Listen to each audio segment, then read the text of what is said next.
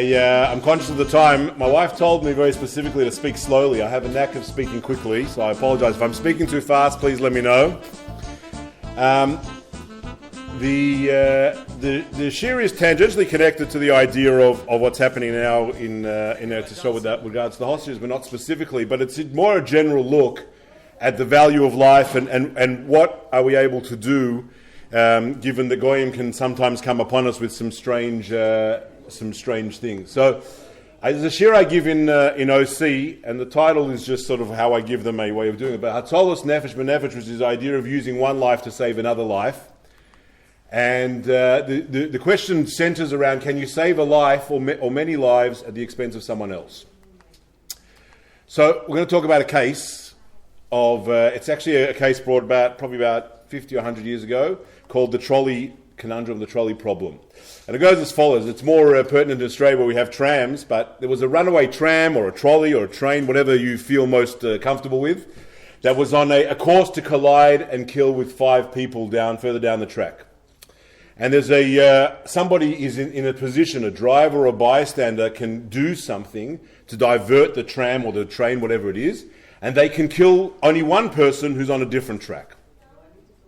And the question is as follows: should the driver or the person in that position do nothing, in which case people will die, or should they intervene and initially save one person save 5 people and kill the one person who's there, the safe person? So I like to give an example of this which helps, because when you look at this, you view the two situations in equal balance. So say 1 against 5, maybe they're equal. But if you change the problem to look at it in a slightly different way, you'll see that it may shape your opinion. But I did this cheer now just recently in camp, and I asked the boys, what would you do in such a situation? Can you be the trigger to cause the death of somebody else? Because if we say that every person is like an olam moli, is like a full world, but then by the same token, 5 people are like 5 worlds. So if you had a chance to save 1 world or 5 worlds, maybe you should save 5 worlds. By then you go back and say, but it was an act of God. When God orchestrated that this train should be on a runaway journey, you doing something is taking an active role and actually transforming what the outcome would have been into something different. But by the same token, you're saving 5 people, and maybe that's exactly what God wants you to do to intervene. So I took a vote amongst the people, which I'm happy to take a vote now. And I just want to let people know, before the vote, I didn't do it the first time, I should do it this time, that halacha views both opinions as valid. According to one set of rabbonim, you are obligated to divert the train. According to another one, you're obligated to not divert it and leave it. But taking a vote, if you had a situation, there was 1 person who was safe and 5 people who are in danger, would you divert it to the other thing? So if people want to show their hands, I'd just like to take a sample of the audience. Would you divert the train to kill the 1 person as opposed to the 5? By a raise of hands, anyone want to show who would do that? I'm not in that boat. I wouldn't do that. Huh? We're not talking about it. Let's say you don't know the situation. There's 1 person on a line and 5. You don't know anything more about it. Would you divert the train to save the one? To kill the 1 person and save the 5? So you would do that. Who would leave the train going to kill the 5 people and that 1 person be safe? That would be the right I would take. But there's no moral judgment here, because it goes through both things. Now, when I was looking at this situation, I decided to frame it slightly differently. Oh, maybe I didn't cover that slide.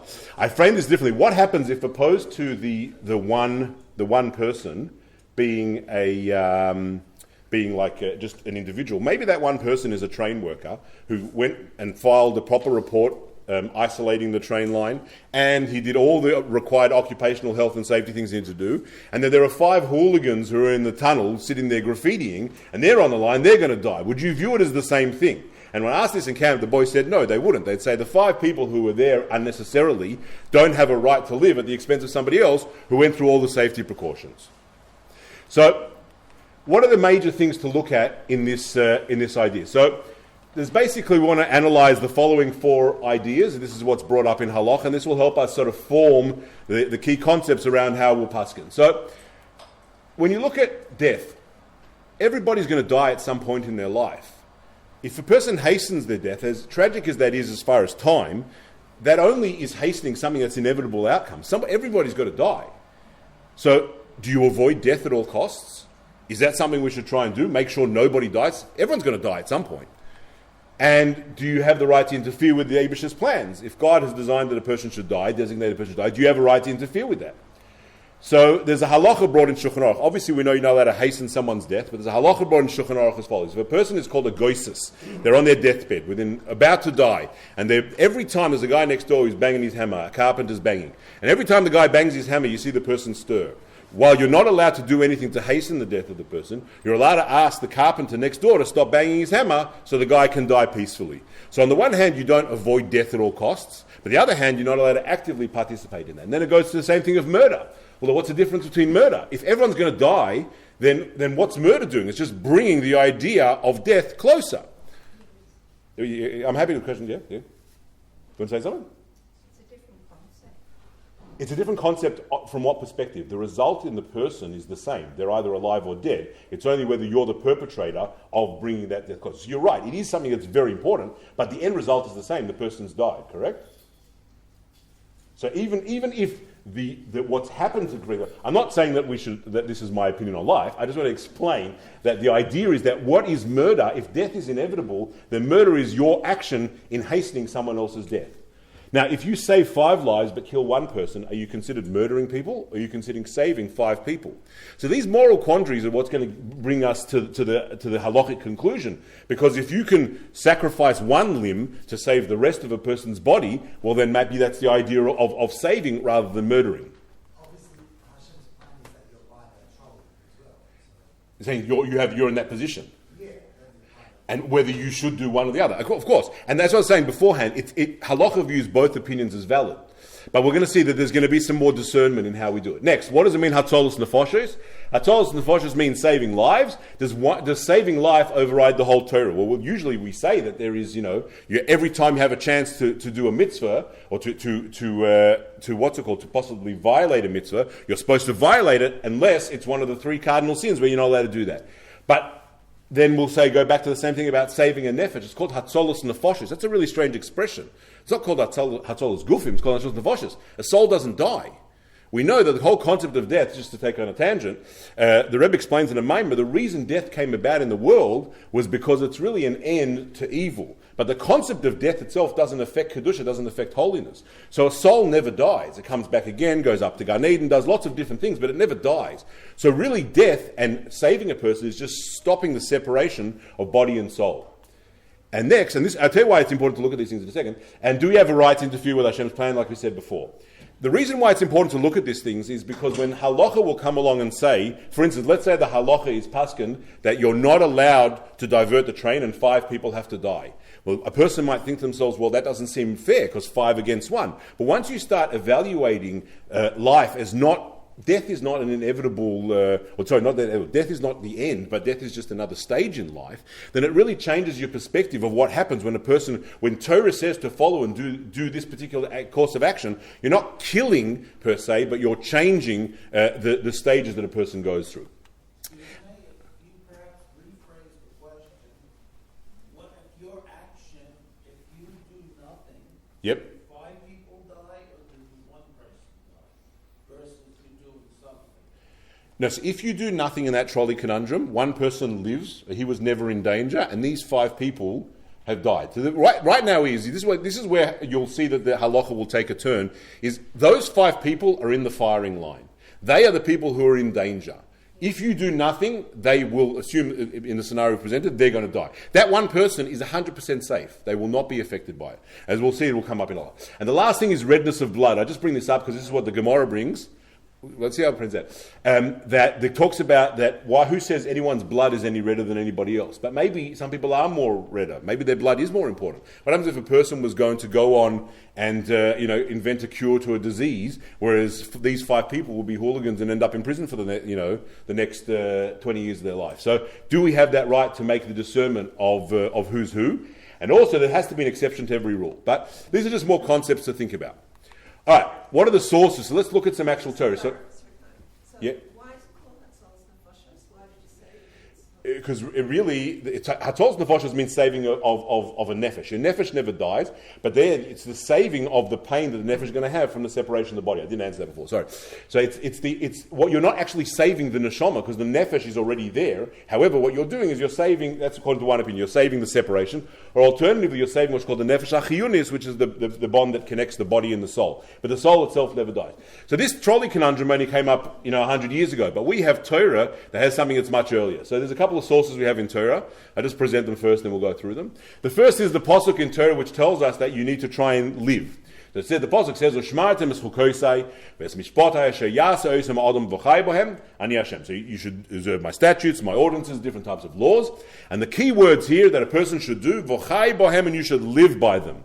That's what Hashem says, and the Gemara tells us in Yuma or Yoma, depending on who you are, that you should live by them, v'chai b'hem v'lo sheyomus b'hem, not that you should die by them. So this is the Torah giving us a general rule. Obviously there'll be some exceptions, that the point of mitzvahs is not to die by them, but to live by them. Comes to us now. That is the general concept. Now, where does this trolley conundrum really come from? It comes from a Mishnah in Trumas. So in the Mishnah in Trumas, up until this point, was not talking about anything to do with this situation. But all of a sudden it says, V'chein, and so too we have a similar halach, which is as follows. If you had a group of women, so Noshim, Sha'am lahem Nochim, that Goyim told them. So there's a group of women in the town, the men seems to be nowhere around.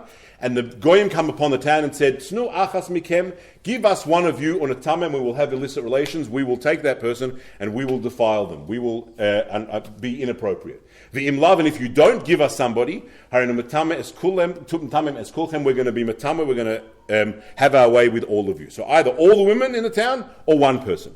What does the Mishnah say? Yetamu es kulon, they should all let themselves be defiled. V'al yimsur lahem nefesh achas mi Yisrael, they're not allowed to give over anyone from the Jewish people. Which means as follows. Had the person volunteered, we're not talking about that case. But if they came and said, give us one person, or all of you are going to be defiled, the halacha brought in the Mishnah is that you need to let, the women cannot give up one of their own, they have to let themselves be defiled. Now, this continues in a similar situation, but slightly different, in the Tosefta. So the Mishnah is written by Rabbi Nasi. Tosefta is compiled braces, and has a slightly different take on the same story, but it goes as follows. A Siyah Shel B'nai Adam, there was like a caravan, a group of people. It doesn't say Jews, but it is Jews. And it says, Sha'omru lahem Nochim, the Goyim said to them, Tznu lanu echad mikem, give us one of you, v'nargenu, we're going to kill him. V'im lav, and if you don't give us one of your people, then hari onu hergim as kulon, we're going to kill all of you. That's what the Goyim say. What is the halacha brought in the Tosefta? That yehargu kulon, they should all be killed. V'al yimsur lahem nefesh achas misrael, they should not give over one Jewish soul. So even if you've got 100 people there, 1,000 people, doesn't give a number. If they say, give us one of you or we're going to kill you, then you have to let yourselves be killed. But this is where there's a slight difference between the Tosefta and the Mishnah. It says as follows: Im yechaduhu lahem. If they said, not give us one of you, we want Chaim Yankel, we want this bloke here. So if you give us a specific person, then we'll do. Then we'll spare all of you. So it says, Im yechaduhu lahem kegoin sheyechtu leSheva ben Bichri. If they single out one person, like they were miyach, they specified Sheva ben Bichri. We're going to talk about the story in a second. This is a person in the time of David HaMelech. Then Halacha says, in such a case, Yutnuhu lahem val yargu, give over this guy like Sheva ben Bichri, and you can let yourself be killed. So up until now, we look at the Mishnah, it looks like there's no way out. You have to let all the women be defiled. According to this Tosefta, what happens if you volunteer? We're going to talk about that soon. So we haven't talked about, you're right, no, it's a good point, because you can notice that here. It says you're not allowed to give over. It doesn't talk about volunteering. Volunteering will come up soon. But as a general rule, what is the obligation, or what if you had a group of elders there who are deciding what to do? They're not allowed to select someone to give up. We'll talk about it. There's a few cases the Gemara brings. But there is a caveat here that's brought, which is you're allowed to give over somebody if it's a Sheva ben Bichri. What is this Sheva ben Bichri case? Take a break for some water. And it works as follows. In Shmuel, we have a situation. There was this guy called Sheva ben Bichri. The pasuk says there was a guy who was considered an Ish Bliyal, a person of despicable nature, whose name was Sheva ben Bichri. And he was from Shev Binyamin. And he blew a shofar, and he said, we don't want any part of David HaMelech, nothing ben Yishai. He was Morid ben Malchus, he rebelled against the king. So what happened was, he went on his way. He went to this town, And David said to his general Yoav, go deal with this person. So Yoav went to try and solve, I don't know if you can see it on the bottom of the mechitz there. Yoav went to go solve the problem. So Sheva ben Bichri went to this town called Ovil, and he said, Yoav was known to be a person who did not muck around. If he decided he wanted to do something, it was done. And if he decided he wanted to kill this guy, he could kill everybody in his path if that was required in order to kill this person. So he came to the town, it was a walled city, and he said, give me Sheva ben Bichri. And there was a wise woman there, some people say was Serach Bas Osher, who was in this town. And she said, what do you want? He said, I want Sheva ben Bichri. She said, give me a moment. It doesn't say how long it was, but basically, she got an assurance from him that as long as he got Sheva ben Bichri, he would not kill the whole town. And it seems after a short time, the head of Sheva ben Bichri was tossed over the fence, and that was done, and Yoav went away. He was happy with the fact that Sheva ben Bichri had been killed. Now, Sheva ben Bichri in this case was a person who was going to die either way. Because if you imagine there was a town and Sheva ben Bichri was hiding there, had they not given up Sheva ben Bichri, the whole town was going to die. So it was either everyone dying, including Sheva ben Bichri, or just Sheva ben Bichri. In such a case, they were allowed to kill Sheva ben Bichri, throw his head over the wall, and they saved the rest of the town. So that's the case that the Tosefta brings. Now, this is the source we have in the Gemara, which talks about the various mitzvahs you're allowed to transgress or not transgress. So the positive. Yep. I know that it wasn't a named person in the other two cases, but the same would apply to that unnamed person was going to die anyways in both of them. It depends. So there's going to be a machlokas between Rish Lakish and Rabbi Yochanan about exactly that case. Because the Tosefta is very vague. If it's like Sheva ben Bichri, does he have to be already committed to death? Does he have to be a rebel? Does he have to be a person who's of low character? What does it mean like Sheva ben Bichri? Or is it just the fact that they called his name? So this is the source in the Gemara which basically says that all mitzvahs you have to do. So it says, Kol Aver Shebatorah. It's strange the way that the Gemara actually phrases it. But it says, all the Averis in the Torah, if a person tells you, Aver, violate them, Ba'al Tehorig, and don't be killed. Eat treif, you're in a closed room, no one else is around, there's no issue of Chil Hashem, and he says, eat a piece of treif. According to this simple understanding, you would have to eat the piece of treif. Ya'aver val yahorig, you should violate the mitzvah. Chutz, in the red there, it says, except for avodas kechavim, except for idol worship, gilui arois, illicit relations, and shvichas damim, murder. Those things you can't let yourself, you have to let yourself be killed rather than kill somebody else. And the Gemara continues, and it explains why that story is in a second, because it brings a story to illustrate this further on in the Gemara. It says there was this guy, there was this guy who came in front of Rabbi, and he said to him, there was the leader of this area that I'm in, like the governor, whatever it was, he said to me, go and kill this bloke. And if you don't, then we're going to kill you. So Amar Lei, Rabbi said to this guy who came to him, Lekatloch, you should let yourself be killed. V'loi tiktel, you should not kill somebody else. And this is the logic that Rabbi said to them, because mi yemer, who says, that your blood is any redder, sumak tvei is any redder than somebody else. Dilma, perhaps, doma da hugavra sumak tvei. Maybe the other guy's got redder blood. What's going on with blood? No one has different color blood. Maybe he's got a rare blood type, I don't know. So Rashi comes to explain what that means. And Rashi basically says that who says your blood's any redder? That who says you're any more beloved to Hashem? That's what it means. Who says that in front of the Eibishter you're any more beloved than your fellow? And that's the words of Rashi. Chaviv v'noel yotzrech. Yoser, you're more beloved to the Eibishter. And therefore, because of this, you're not allowed to violate any of those mitzvahs and kill somebody else. Because maybe you'd be able to kill somebody if it was in order to save yourself. He says, no, who knows who's more beloved to the Eibishter? So we're going to go just through a brief summary of what we said now. Can you ever give someone over to die? The answer is not usually, because who says your blood's any redder? But there was a case that the Tosefta brought that we explained was the case of Sheva ben Bichri. But there's a few conditions to that case. One, the person has to be specifically asked for by the goyim. And two, they have to be potentially sentenced to death or someone who's going to die anyway. But in such a case, then you may be allowed to, and sometimes maybe you would have to give them over like we saw by that case. But there's a few other questions to consider. Can a person ever deliver themselves to die to save everybody else? Are you allowed to offer yourself up? Yes? Does anything change if the people who are asking for the death are goyim or Israelite? Would that change if there weren't goyim? It seems you might be able to reason with them if they weren't. But the case, I think there was never a Havim, there was never a thought that there would be Jews trying to kill somebody else. But we'll talk about some cases where it's sort of similar to that. But it's interesting because we'll talk about a case which is the famous case of a roidef. We'll talk about, which is really, or not a case, is about a mother and a baby. Yes. Yeah, I've got a question. Sure. How come there's like the two people in the desert, Yep. and they're both going to die differently? Yep. There's only one fish of water. Yep. Say that I should come first. Yeah, because that's not about killing somebody. You're not actively doing something. Yeah, that you're allowed to say because you have an obligation to chayecha koidmin. You have an obligation to put yourself first. But if there would be a situation where you had water and you could steal your friend's water, or you would both die, you're not allowed to steal his water in that case. So you can't actively do stuff, and that's really sort of goes down to can you actively do things.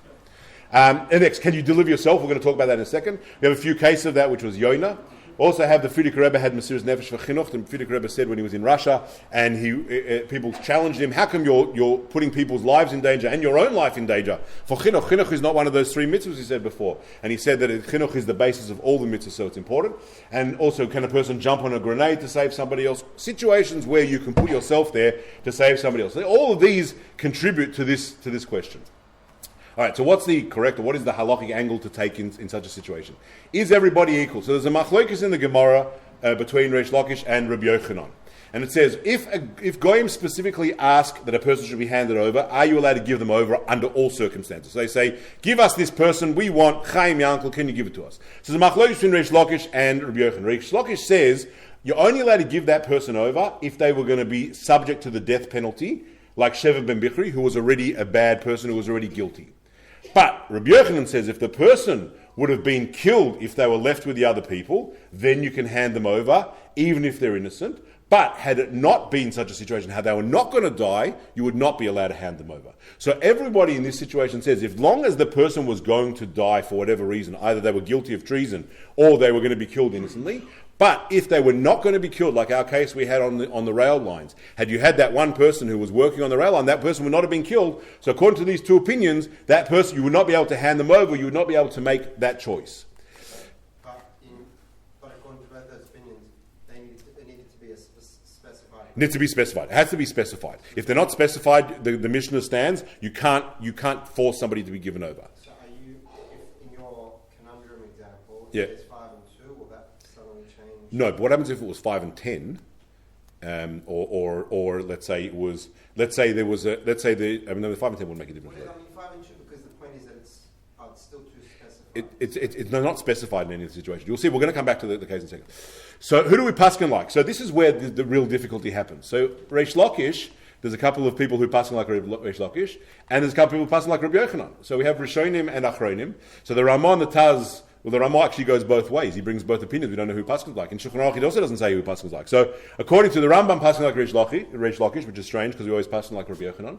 And the Ramah and the Taz seem to paskin like Reish Lakish according to one opinion. Whereas the same Ramah says we paskin like Rabbi Yochanan, which is makes it very difficult what you do. So it basically means there's no clear psak. And this is where it becomes very difficult, that in the eyes of halacha, every situation must be assessed based on the merits of that situation. If you try to define by the rules that we've said above, you wouldn't know which way you were going to go.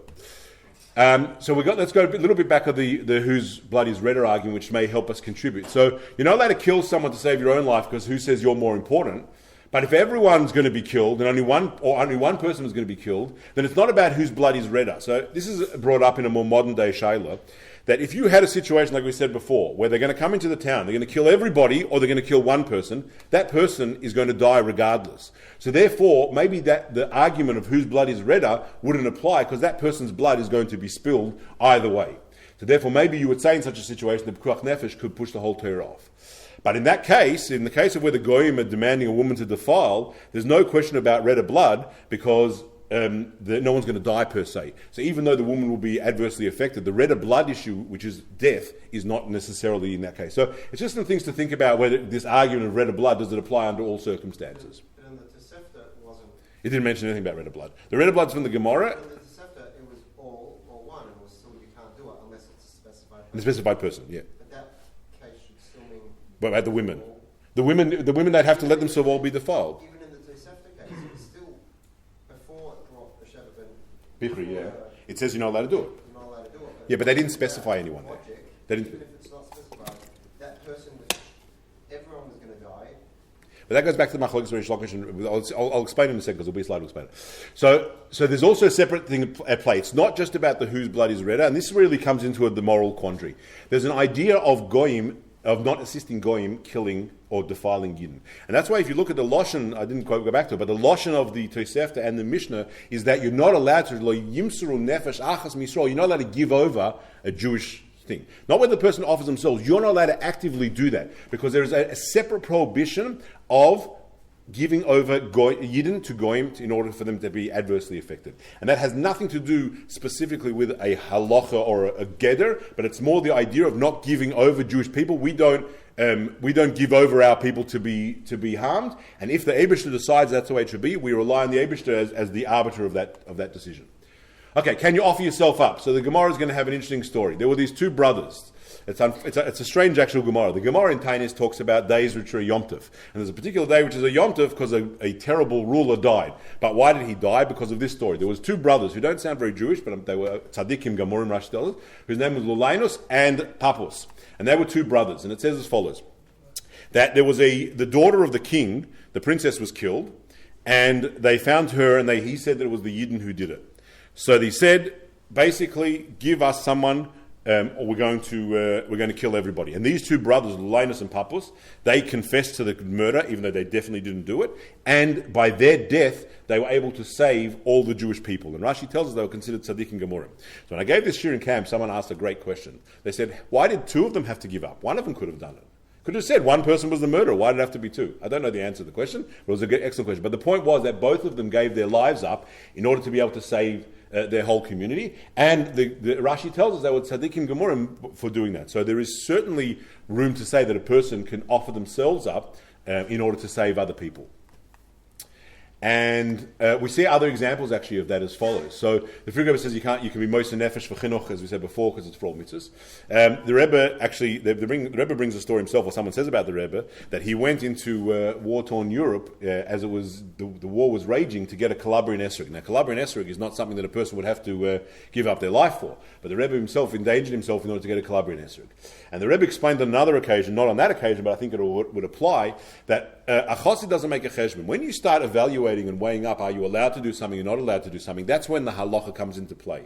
But when a person feels that, not that I'm making a decision to do something, but anders kennish zayin, it can't be not this way. So therefore the decision is, I want to do this, that idea, that sort of path is something that lends a person to it. They're not having Mesiras Nefesh actively. They're having Mesiras Nefesh because it can't be any other way, and that's the way they need to behave. So there is definitely room that a person can give themselves up in such a situation, provided obviously that there will be a benefit to them giving up. So how do we apply this to the halachic questions? So we've got a couple of case studies that we can go through. This will just be outlining what they are, and then I'm happy if people have any questions while we're going to ask questions. So the first one, this is something that I always found difficult to comprehend. Huh? Yep. With the person giving themselves up, does it matter who they are? Let's say that it's the one doctor of the town. Or Interesting. So there is actually another... adverse effect on the Are they allowed to say? The question was... it doesn't matter who the person is. Like, what happens if it's the leader or a doctor or someone who's a really significant person in the town? Doesn't make a difference. From their perspective, they're allowed to give up their own life for that. The question, there is a hierarchy that it talks about in if there needs to be, you need to save people. So not looking at, let's say there was, you're on the Titanic, let's say, for instance, where people are inevitably going to drown if they stay on the boat, then you have a hierarchy of who you can save and what order you can save people. It doesn't bring doctors, but it does, because maybe Tov Shabaroi from Gehenna, but it does bring a Kohen and then a Levi, and it goes through the hierarchy of the Jewish people, who you can save. You can't pass people over, right? Where, to do that? To go save someone, you can't pass someone. Oh, you can't. Oh, you can if it's not going to be in that situation, like they're going to actively die that moment. But if it is, but there is a hierarchy of who you can save and who you can't save. And that's your situation about giving a doctor. I would say, just of my own opinion, that person can always offer themselves up. But if somebody else would say, "Let me go instead," that would be more beneficial. They can certainly do that. And we saw that maybe that's the answer of why those two brothers did it, because they both felt they needed to go, those two brothers, and maybe one could have been sufficient, but they said, no, both of us wanted to go, and it probably obviously made it more plausible, and it saved them.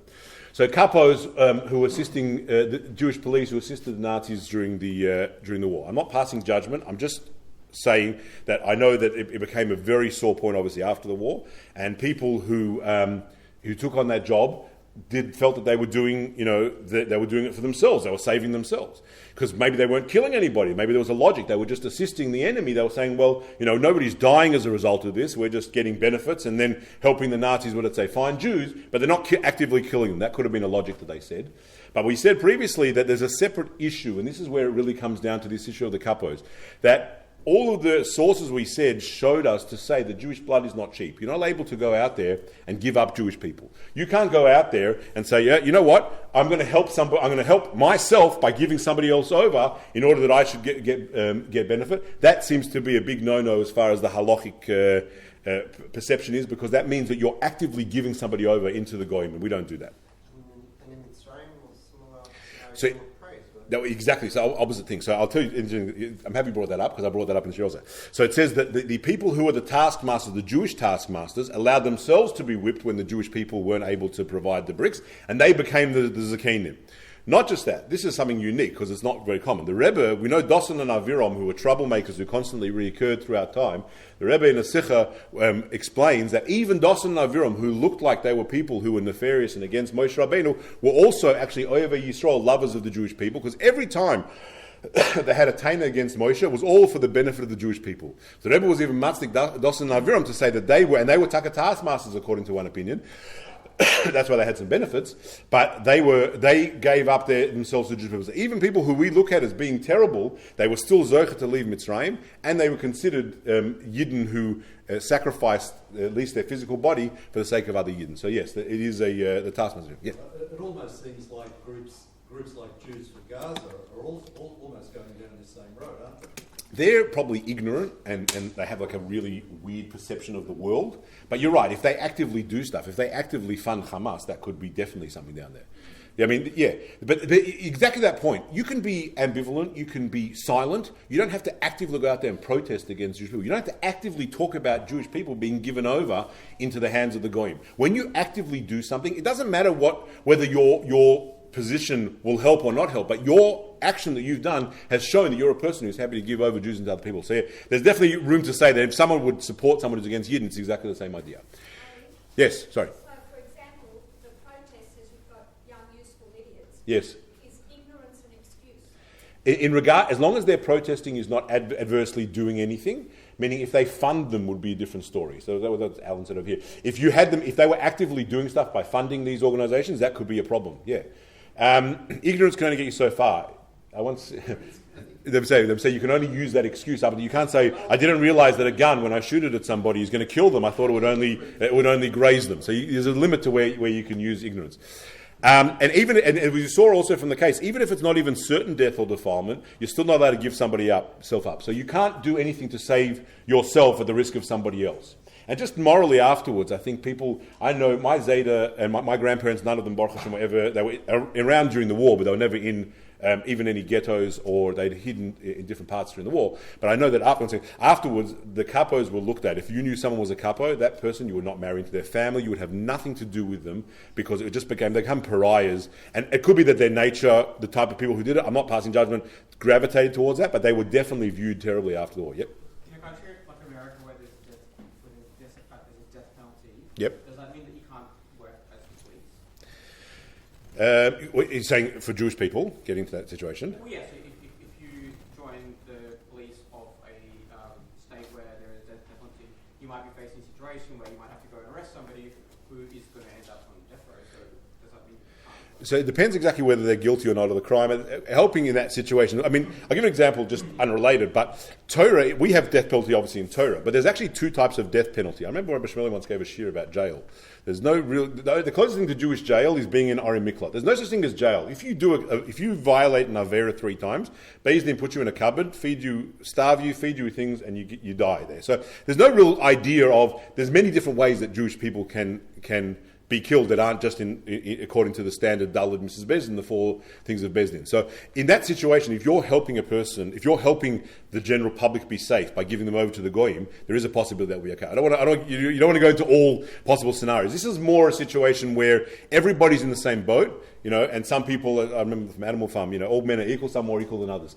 This is where your person is putting themselves ahead, but there's different ways to put yourself ahead. You can put yourself ahead by reaching higher, you can be treading on somebody else. So the general rule of what it looks like is you don't put yourself ahead by treading on the head of somebody else. So I'm not paskening, I'm just saying that these ideas to look at. On the one hand, all they were doing was assisting the enemy, but when we looked at all the previous sources before, assisting the enemy itself looks like it's going to be something that's pretty bad. If the couple was saving some people and giving up other people, that might be... Exactly. So you can't exactly. You have to look at the value equation. And then for instance, let's say you're not the person who's in danger, but you have a choice to save some or the other. Then you could be in that situation. But the question is, why are you saving those people? Is it because they gave you a bribe? Is it because you feel that they're more important? I remember my Zeta. Also, this is a separate story. But my Zeta, there's a number of people. The Nazis were as viciously horrific they were to Jewish people. They loved money a lot as well. So people could buy their way out of being in things. So I remember the Belzer Rebbe. So the Belzer Rebbe was smuggled out. They shaved his beard off, put on an army uniform and smuggled out. So my Zeta saw him right before he left and he got a bracha from him. That's how he knew he'd survived the war. But he also paid some money to him smuggle out. But there were certain people that were happy to smuggle out. So people did different things. Now they weren't, God forbid, doing it at the exchange of somebody else. They didn't substitute somebody else. But the idea is there that you could save people in many different ways. So you're right, that comes in the quandary. Not so much the classic case, but a case which can come up is this idea of childbirth and a roidif. So people have maybe heard of the concept of a roidif. A roidif is a person chasing after you. So if someone is pursuing you and they're trying to kill you, they're called a roidif in that situation. You can save yourself, even if it means killing them. It doesn't mean you have to kill them. If you could save them, if you had a gun and they had a sword, you could shoot them in the leg and they would stop pursuing you, that is what you have to do. You can't shoot them in the head straight away. You need to try and stop them in alternative ways. If you can't, you're allowed to kill them. But up to the point, you're allowed to kill them. And therefore, and also not only are you able to kill them, if somebody else sees that person pursuing somebody else, they can also either save them by harming them and apprehending the person, or they can kill them if they see them chasing somebody else. It's not self-defense if Avram watches Yitzchak go and try and kill Yaakov. Avram is not self-defense. But in this case, self-defense means you're the person who do it. This is even more than that. If you see somebody else pursuing it, you can save them, which is not your defense, and they're not even harming you. Now, what about a case as follows? If you have a baby that's giving birth, so if you have a fetus that's threatening the mother during childbirth, maybe, according to this, you could terminate the baby. And this is the Gemara in Sanhedrin discusses it. It says that the baby is actively pursuing the death of the mother, and therefore you could kill the baby, terminate the baby, the fetus, in order to save the mother. So the Gemara there recognizes 2 points. It says that yes, you could in such a case, but when? You can only do this before the baby's head or the majority of the baby has come out of the body. But if the head of the baby has come out, then the mother and the baby are considered equal. Because up until that point, the baby is considered one of the ivorim, one of the limbs of the mother, and therefore it's like if you had the person's pancreas was trying to attack the rest of their body, you could extract the pancreas. So too, in this situation where the fetus is there trying to attack the mother, you're able to terminate the fetus. However, once the babies come out, they have a soul that's already come into the body, they become equal standing with the mother. But shouldn't they be a roidif, like we just said before? The baby's actively trying to pursue the mother and kill them. So the Gemara says as follows, and it's an amazing case, and I don't know how you could chase the roidif, but it says that it's not the same case as a roidif because the baby is not intending to do any harm. The baby doesn't have any intention. The baby is just being what it is. Through the death, it's unfortunately causing birth is unfortunately could be causing the death of the mother. But who is the roidif in this situation? It says Hashem is the roidif, because Hashem is the one pursuing the mother to try and kill her. So in that situation, you wouldn't be able to terminate the baby. Is that the same case as what we were discussing above? So what happens if I'll ask some alternatives. So in the standard case, a baby is healthy, the mother is healthy, the baby is through the childbirth will kill the mother.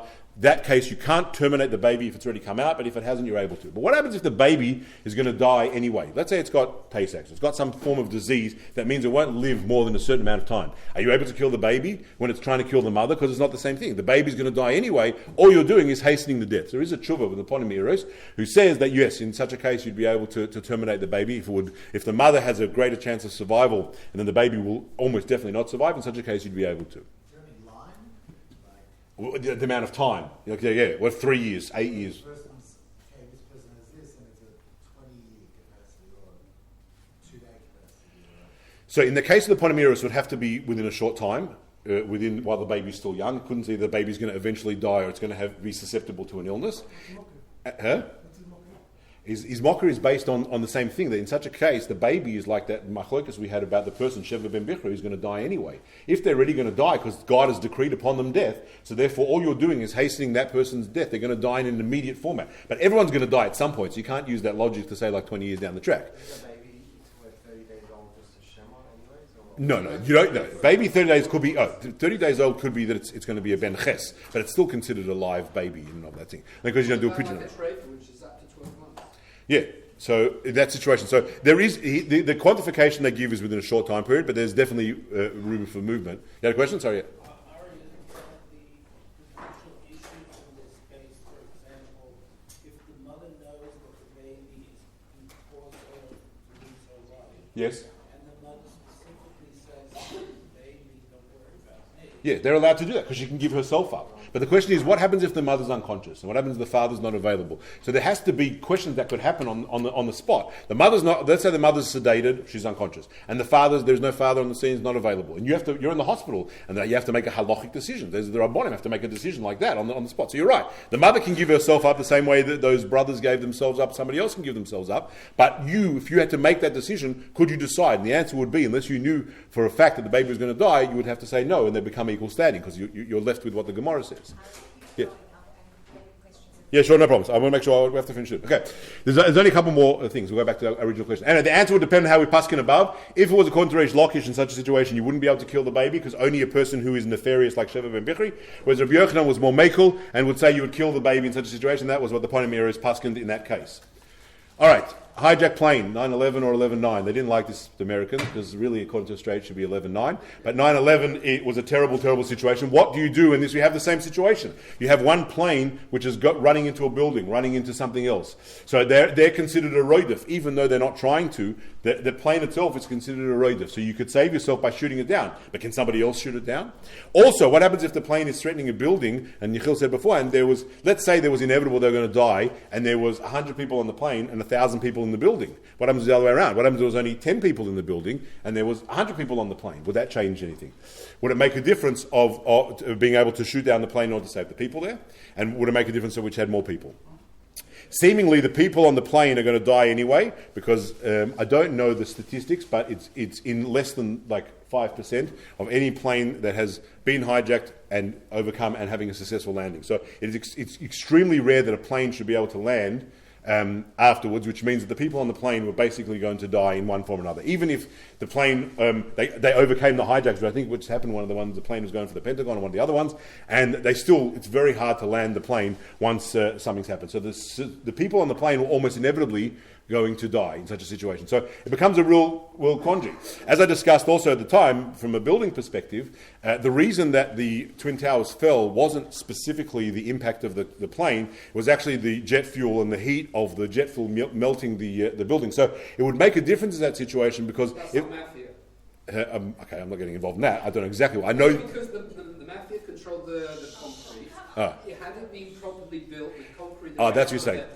I don't know if they would have made it. Could have, but there would have been a critical point. All buildings that come up that are constructed have to have earthquake proof and stuff like that. We've got to all right. Sorry, we're going to cut. Next, last case. This is a very sad story, and this has really happened. So there was a building that had multiple layers. Let's say it was 4 levels, and it collapsed.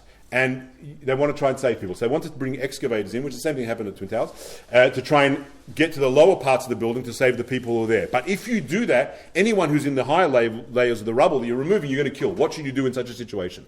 So if you don't dig down at all, they're all going to die, because everybody who's trapped there is not going to be able to get out. Eventually they'll run out of food or oxygen. But if you go and dig for the lower people, you will jeopardize the people in the upper story. And this is a situation that actually happened there at Yisrael. It was an army building that was bombed. I don't know if it was a terrorist, but it was bombed. And Tovshin Memtes. And the psak given by Rabbi Zilberstein, who was passing at the time, said it was permissible to deliberately kill the people in the higher layers. There were definitely going to be people there, and save the people who were buried lower. And as sad as that is, the reason was also because there were more people in the lower layers, and that's why you were able to do that. This is another sad case also. If you have, we discussed before this idea of a roidef. So if you, The same as the trolley, right? which one? That situation? Yeah. Well, the guy in the trolley, it's not the same because the guy who's the one guy in the trolley is not going to die.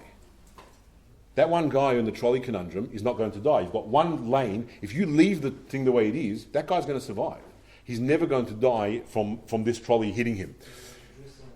Yeah, so no, but that's why it's an extra element. In this situation, if you have, God forbid, a baby who's crying and unfortunately threatening all the people who are hiding in a place where Goyim are searching for them, according to what we said before, that baby is considered a roidef at this point, and there would be it would be well within the rights of a person to be able to do it. If the following situation, it again goes to our machlokes of Reish Lakish and Rabbi Yochanan.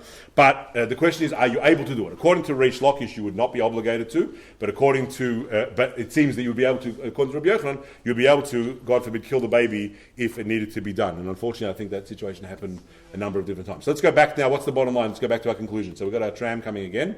It really, unfortunately, depends on both things. Since we don't have a clear psak from Torah, really, on who do we pass on, like Reish Lakish, Rabbi Yochanan, which means that each opinion is valid. Therefore, in such a situation, you're not obligated to kill the individual, to kill one person to save others, but you may be allowed to. However, in that situation, it's slightly different because even Rabbi Yochanan would agree that that person wasn't going to die anyway. So we're going back to our trolley problem. So this runaway trolley we've got is going to kill 5 people, and then we have that one person there. What should the driver do? I just repeated this slide. So the answer would be, can you cause the death of 5 people? It seems that even according to Rabbi Yochanan, you're not allowed to save the 5 people at the expense of the other person because he wasn't going to die. So that trolley case beforehand, it would seem, if all things are equal, you would have to let the trolley tram train kill the people who were in that thing, even though 5 people like 5 worlds doesn't trump the person who is there. Unless he volunteered saying kill me. Unless he did, and that could be. Maybe he could do that. You're right, if that person was in that position. And you need to let whatever the act of God is take its course, unfortunately, because the death of at least someone is unavoidable, so you can't change. If there was a way of changing the trolley that it shouldn't kill anybody, okay, great, but you can't, and therefore you have to accept things. Does anyone have any questions on that? We'll give people a chance to go to the other shiur. Yes? David? The kid who's crying is a roidef, but it's an act of God because the kid doesn't know that he's trying to kill anyone.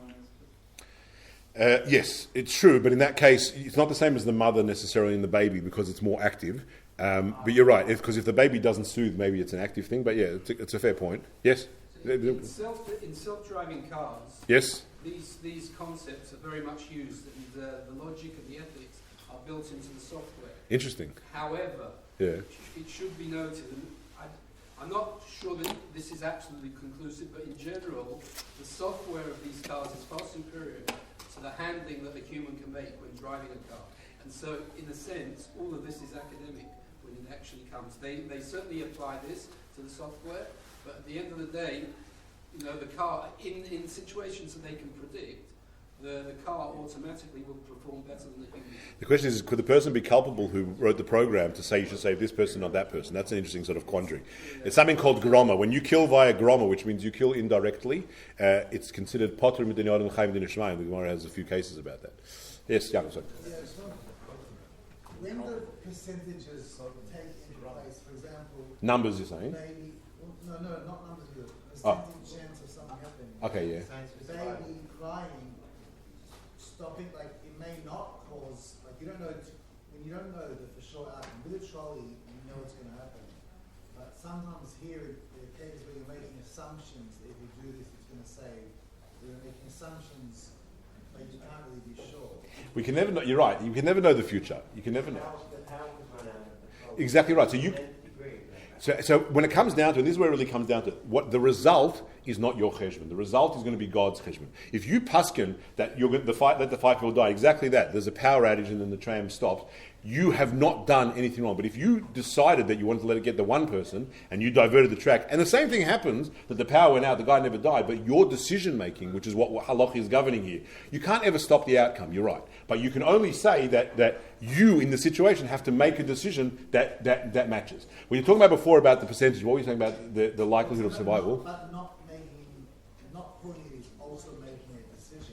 If Agreed, yeah, inactivity. Usually Torah will say, Sheva al tasa, don't do better, because that's the path that the Eibush to put on there. And since in such a situation, it would seem, especially in that situation, even according to Rabbi Yochanan, who's the most mekel, we wouldn't be able to let you kill that one person, even though 5 people. Now, what happens to those 5 people or 5 professors who are going to solve the world's problems, world peace? You would still have to let that happen and not kill that other guy in that situation. A number of factors that are involved, but the people in the building would not necessarily have died. Because the impact would maybe not have killed them. You could be in that building, let's say. So you wouldn't view the whole totality of the building as let's say. Huh? Yeah, exactly. So in such a situation, you'd have to evaluate. And the people on the plane were for sure going to die.